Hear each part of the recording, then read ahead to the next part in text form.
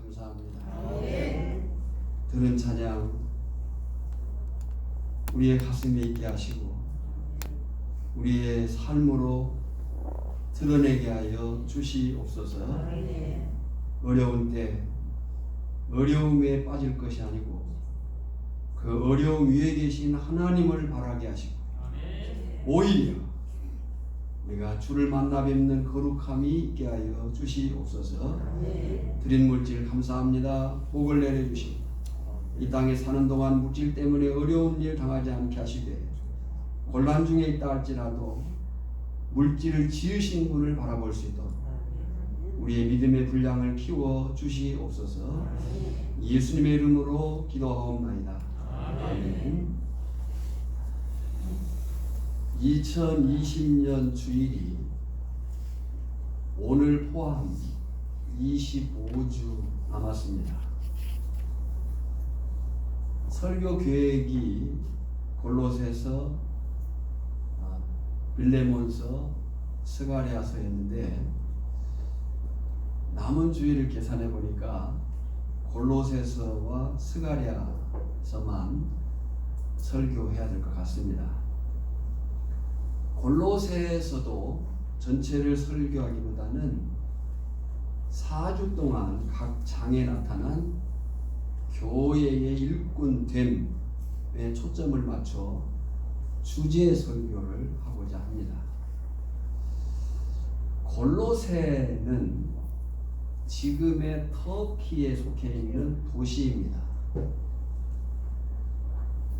도시 왼쪽으로 지중해 연안에 있는 당시 최대의 도시라 할 수 있는 에베소가 있고 내륙으로 160km 떨어진 곳에 위치하고 있는 도시가 골로새입니다.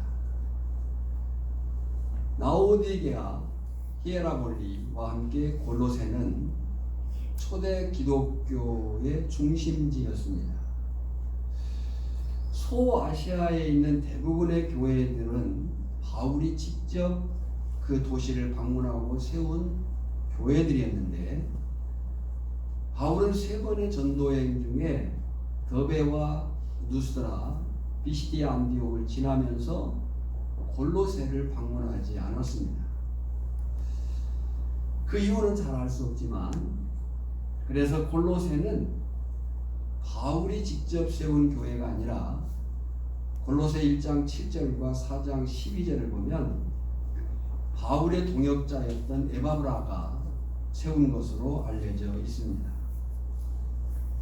그리고 골로새에서 에베소서, 빌립보서, 빌레몬서와 함께 바울이 1차 로마 감옥에 갇혔을 때 쓴 편지가 골로새서입니다.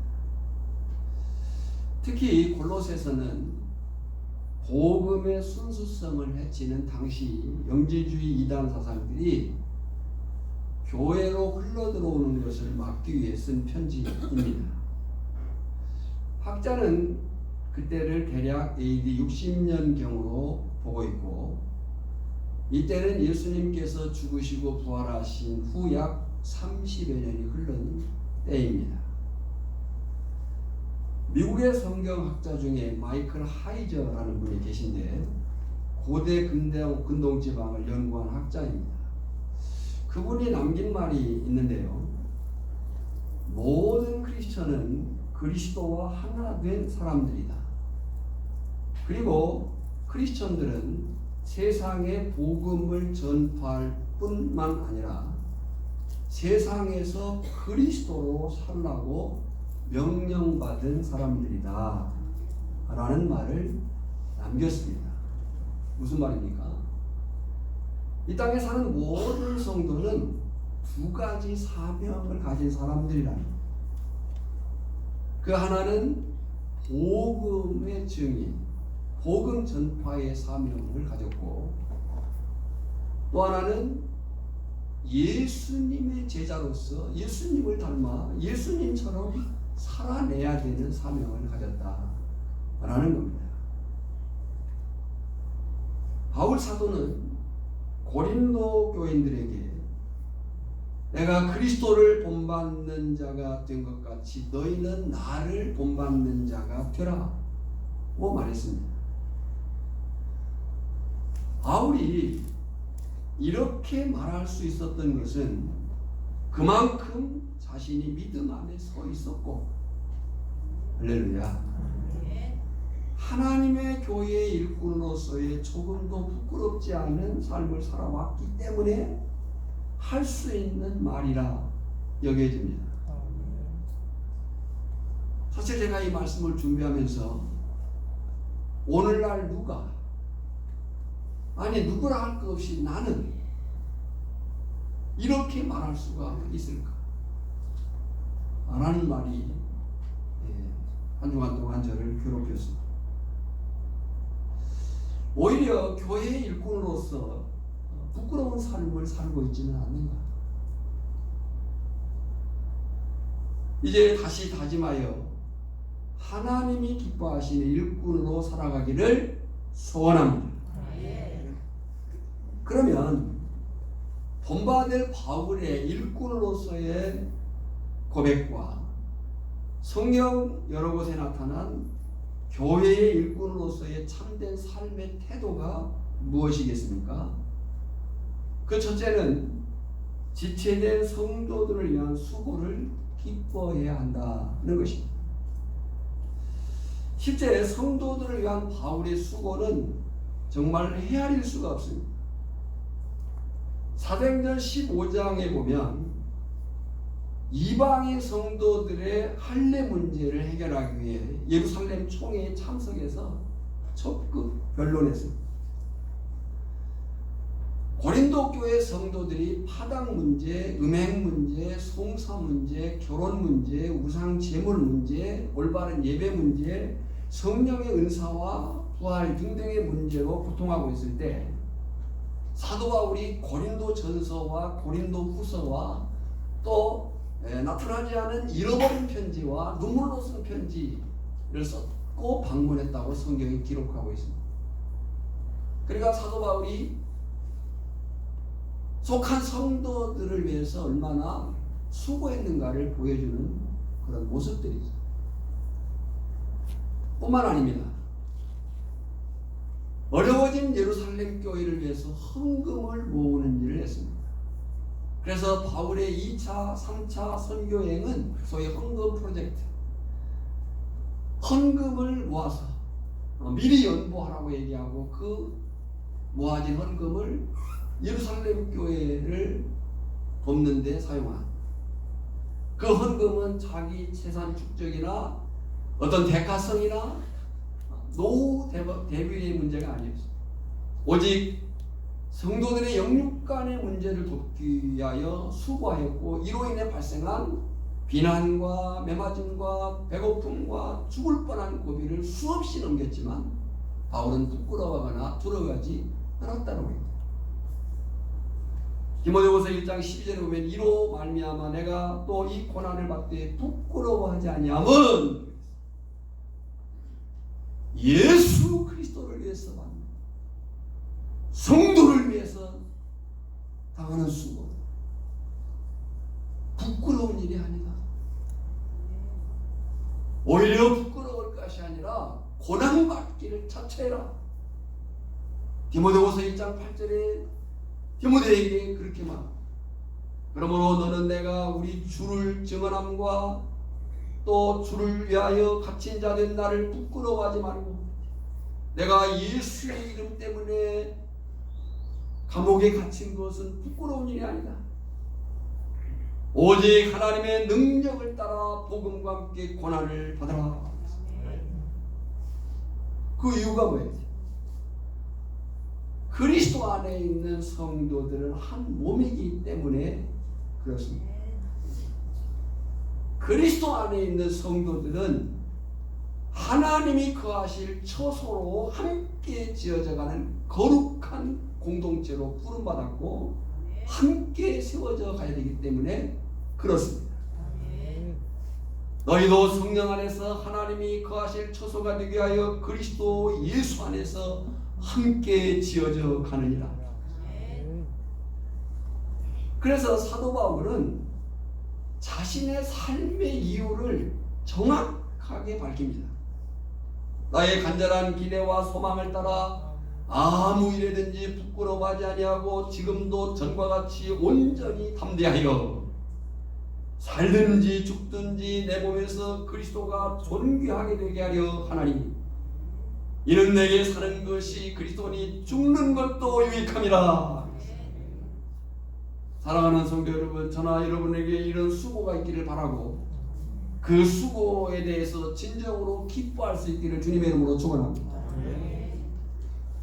두 번째, 교회의 일꾼됨의 바른 자세는 교회를 위하여 당하는 고난을 참아내라 는 것입니다. 열린교회 안양에 있습니다.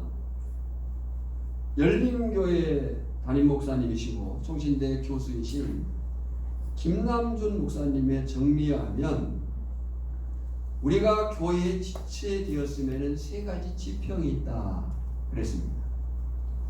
그 첫째는 우리는 유기적 생명체라는 거예요. 그리스도인이 되었다고 하는 것은 그리스도의 교회에 접붙여져 예수의 생명이 전수되었다는 거예요. 설교는 눈으로 듣는 겁니다. 눈을 뜨셔야 됩니다.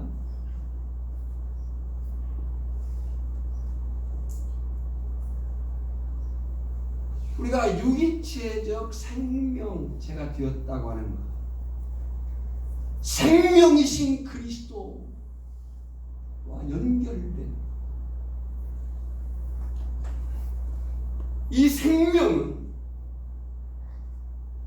언약에 따라 충실하게 살아가느냐에 따라 그 충만함과 풍성함이 달라질 수 있다. 그래서 교회를 구성하는 신자 각 사람은 교회의 유기체적 생명에 참여하기 위해서 은혜와 진리에 따라 그 은혜와 진리를 따라서 순종하는 삶을 살기를 힘써야 됩니다. 거기에 충만한 생명을 누리게 됩니다.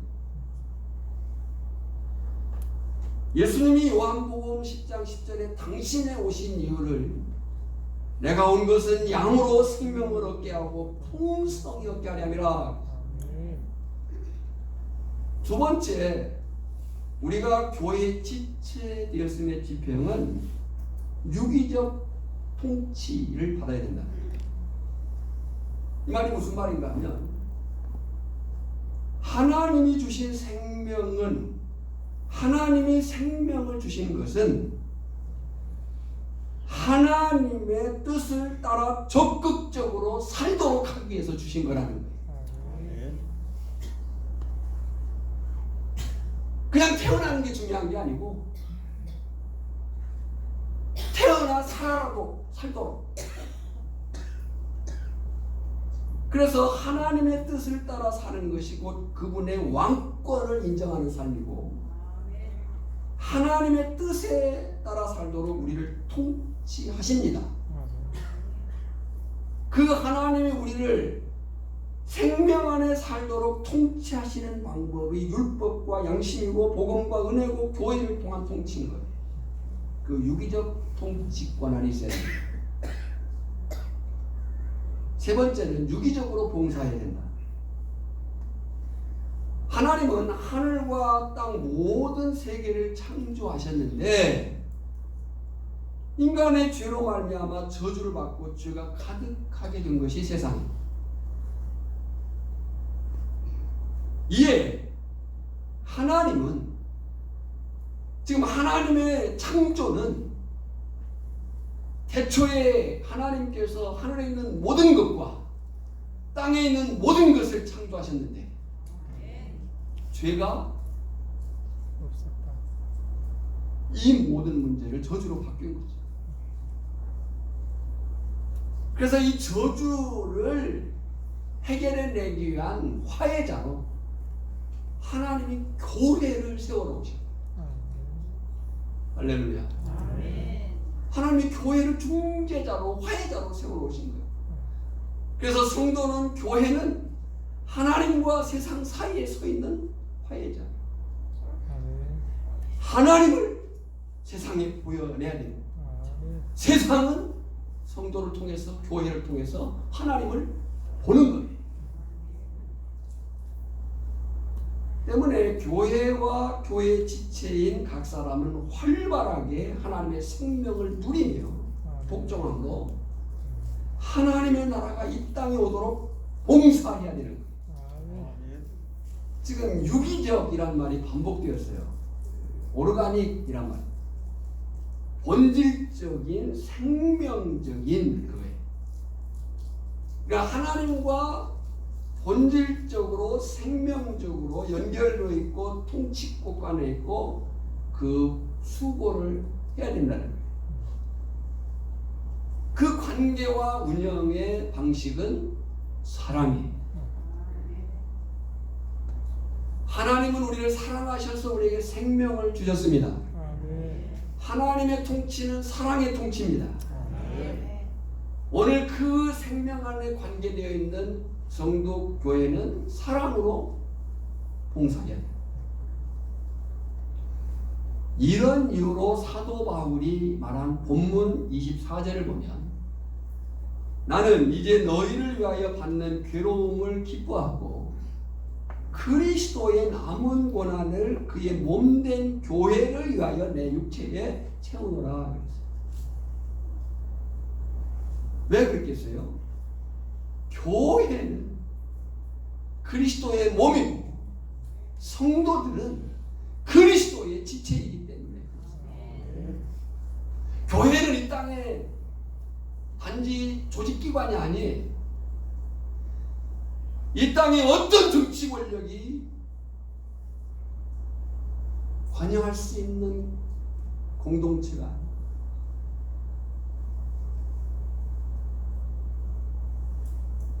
그래서 그리스도의 제자된 성도들이 그리스도의 몸된 교회를 강건케 하고 부흥을 위해서 힘쓰는 것은 아주 중요한 사명이에요.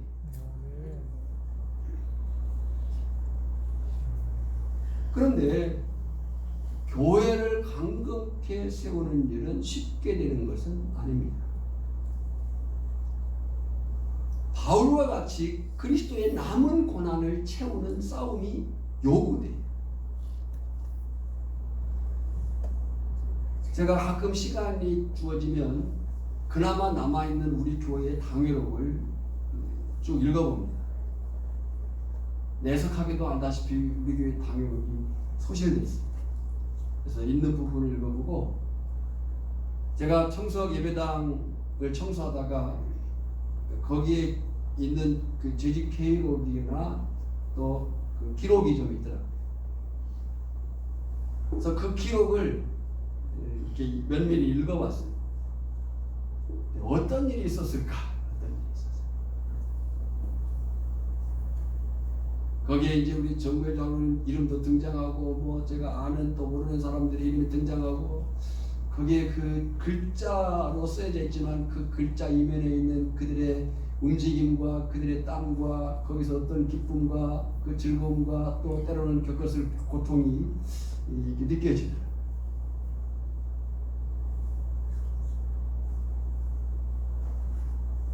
여러분, 교회를 강건케 하고 부흥케 하는 것은 지체된 성도의 사명이에요. 사명이라고요. 근데 그것이 쉽지 않아요. 쉽게 되는 일이 아니에요.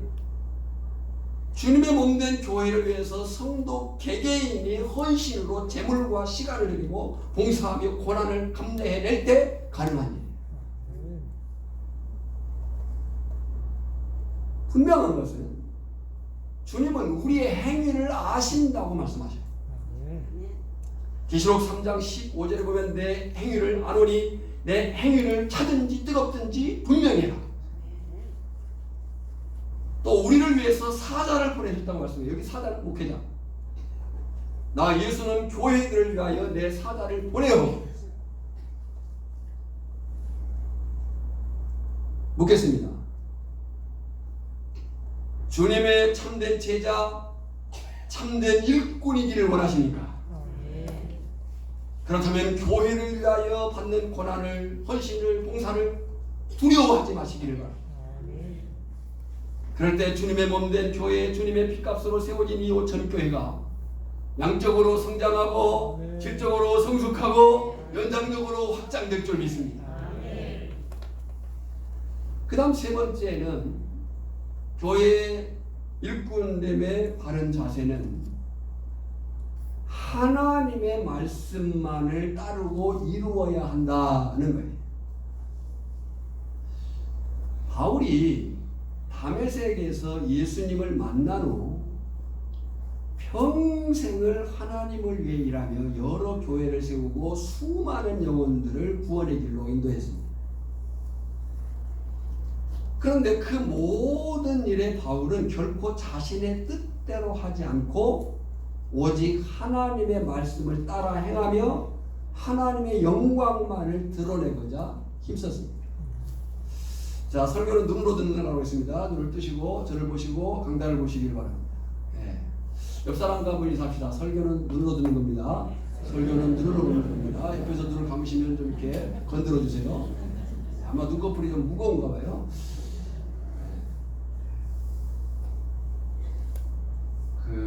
내버려 두는 것도 죄예요. 말씀에 깨어 있도록. 나는 눈 감고 설교 잘 들어.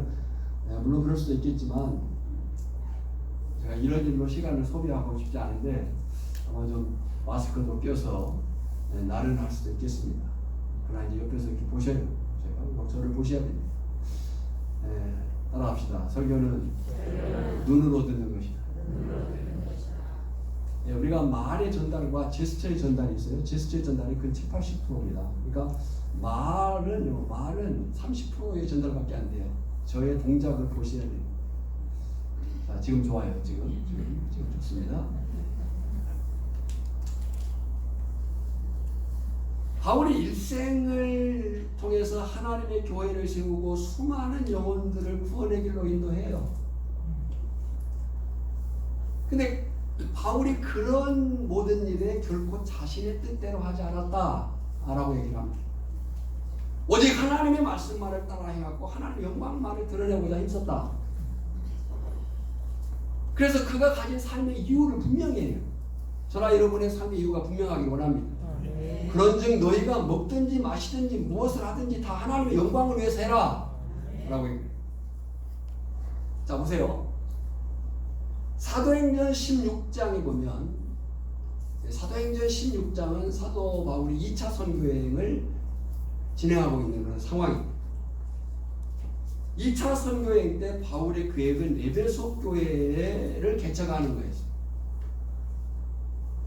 그래서 에베소 교회를 개척하고자 했고 무시아를 거쳐서 비두니아로 가고자 했지만 예수의 영이 막으심과 성령 인도를 따라 우리 어디로 가요? 마케도냐로 가서 필립보 교회와 데살로니가 교회를 개척을 해요. 18장에 보면 고린도에서의 그 교회 개척 싸움, 그 교회를 하나 개척한다는 것은 정말 피나는 싸움이고 그 개척 싸움이 힘들고 두려웠지만 환상 가운데 말씀하신 주님의 뜻을 따라 1년 6개월을 머물면서 교회를 세웠습니다. 유대 율법주의자들이 얼마나 집요한가 하면 우리가 사도행전을 보기 전 복음서를 보면 예수님을 추적하는 유대인들의 눈이 있어요. 집요하게 내가 하나님이야? 라고 따라옵니다. 그런데 이 고린도 교회까지 유대 율법주의자들이 따라와서 겁박합니다. 그 겁박이 얼마나 크고 두려웠는지 그가 나중에 밝혀요. 그런데 거기까지 쫓아온 유대 율법주의자들의 겁박이 크고 집요했지만 사도행전 18장 5절에 보면 바울이 이렇게 말해요. 바울이 하나님의 말씀에 붙잡혀 할렐루야 상황에 눌린 게 아니고 그들의 겁박에 겁먹은 게 아니에요. 제가 어제 어떤 좀 후배 목사님과 얘기하면서 이런 고민을 나눴습니다. 오늘 나에게, 우리에게, 우리 교회에게 복음의 야성이 살아있는가?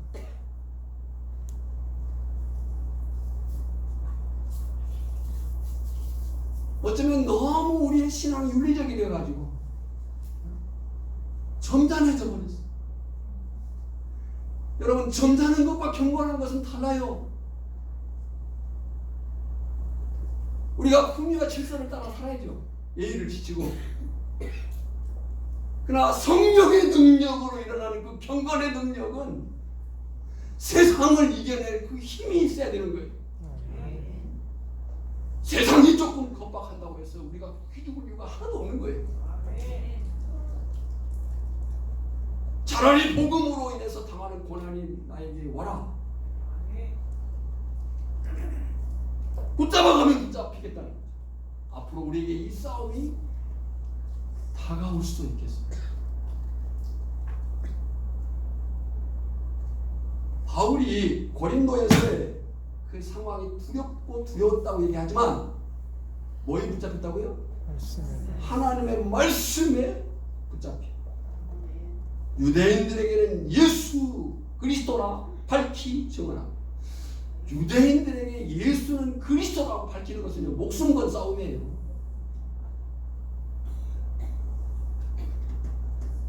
이것이 바울의 위대함이고 교회가 어떻게 세워지는가를 나타내는 능력이에요. 능력이라고. 오늘 본문 24절, 그리스도의 남은 고난을 그의 몸된 교회를 위하여 내 육체에 채우노라. 내가 교회의 일꾼 된 것은 하나님이 너희를 위하여 내게 주신 직분, 역할, 책임, 사명을 따라 하나님의 말씀을 이루려 함이라. 이를 위하여 나도 내 속에서 능력으로 역사하시는 이 역사를 따라 힘을 다하여 수고하노라. 할렐루야. 여러분, 교회는 사람입니다. 교회는 건물도 아닙니다. 교회는 어떤 조직이 아닙니다. 교회는 어떤 재정이 아닙니다. 교회는 사람입니다. 그리고 그 사람은 하나님의 말씀으로 세워지고 하나님의 말씀으로 일해야 되는 거예요.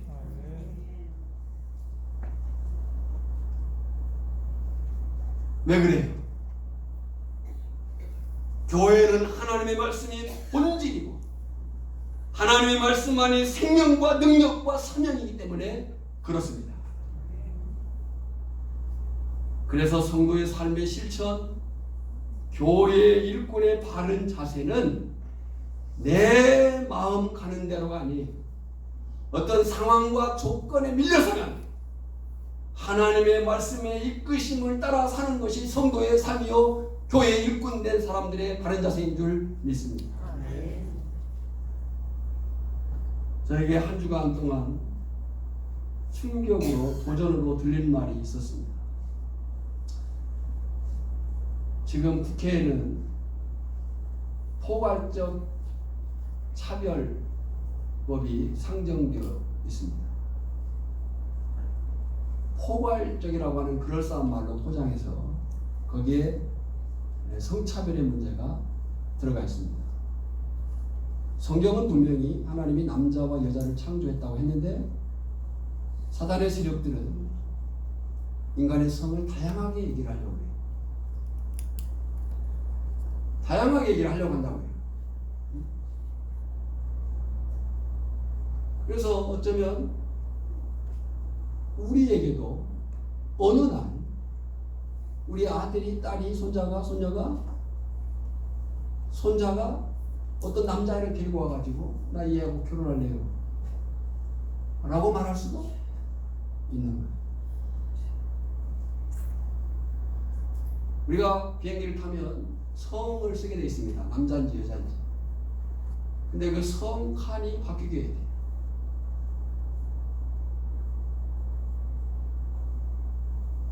제가 한 주간 동안 본 글, 말, 그 충격이 도전으로 들린 말이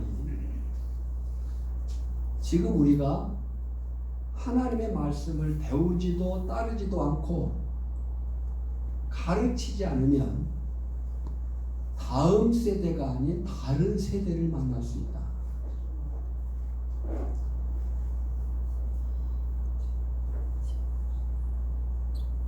다음 세대가 아니고 다른 세대를 만나. 우리가 하나님의 말씀을 배우지도 따르지도 않고 가르치지 않는 것.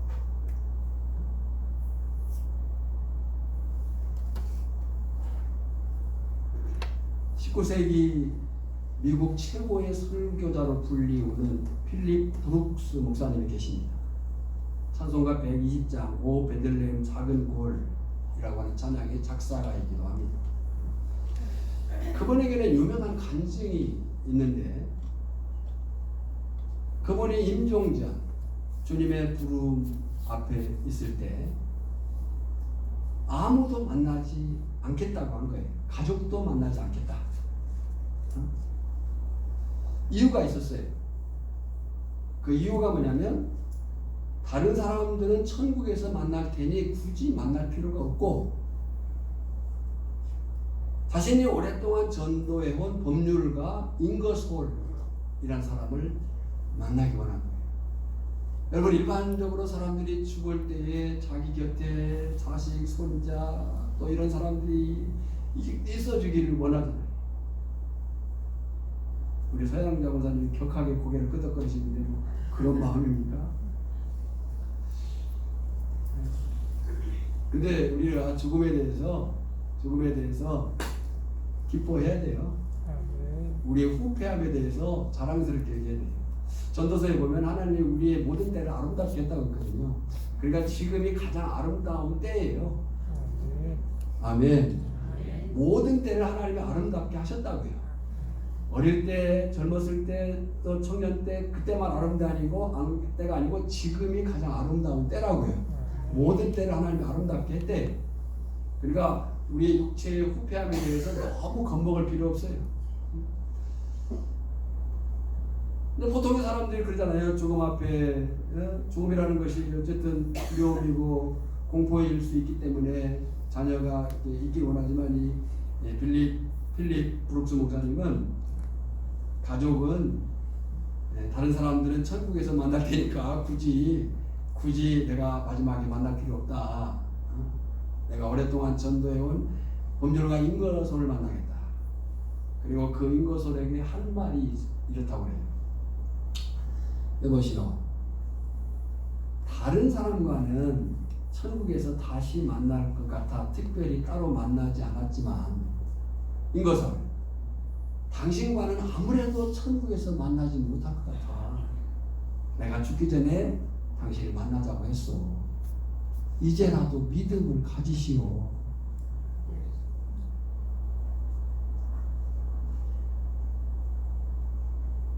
그가 남긴 명언들이 많지만 몇 가지 말씀을 보면서 말씀을 마치고자 합니다. 쉬운 인생을 달라고 기도하지 말고 강한 사람이 될 수 있게 해달라고 기도해라. 너의 능력에 맞는 일을 달라고 기도하지 말고 내가 해야 될 일에 맞는 능력을 달라고 기도해라. 그러면 당신이 해낸 일이 아니라 당신 자신이 기적이 될 것이다. 예수님을 위하여 더욱 열심히 일을 할수록 당신이 예수님을 위하여 일한다는 생각을 하지 말고 예수님이 당신을 위하여 일하신다는 것을 생각해야 한다. 기도하겠습니다. 하나님 아버지, 우리가 믿음으로 사명자로 산다는 것은 누구 때문도 무엇 때문도 아니라 나를 사랑하시고 나를 위해서 죽으신 하나님 예수 그리스도, 또 넘어지고 또 넘어지는 이 죄인을 포기하지 아니하시고 끝까지 성령으로 인도하시는 그 능력임을 믿습니다. 오늘 말씀이 단지 들린 소리가 되지 않게 하시고 나를 살피며 내가 성도로서 교회의 일꾼으로서의 바른 자세 안에 있는가를 생각하게 하시고 돌이켜 믿음으로 살 수 있는 주어진 마땅한 사명을 능력 있게 감당할 수 있는 그런 도전과 적용과 실천이 있게 하여 주시옵소서. 예수님의 이름으로 기도하옵나이다. 아멘. 이제는 우리를 구원하신 예수 그리스도의 은혜와 성부 하나님의 크고 놀라우신 사랑하심과 이를 깨달아 살도록 도우시는 성령의 능력 주심이 오늘 다시 한번 이 말씀 앞에 정직하게 서기를 원하는 성도들, 또 그렇게 살고자 마음먹는 심령들 위해, 우리 오천교회 위해 이제로부터 영원까지 항상 함께 있을지어다. 아멘.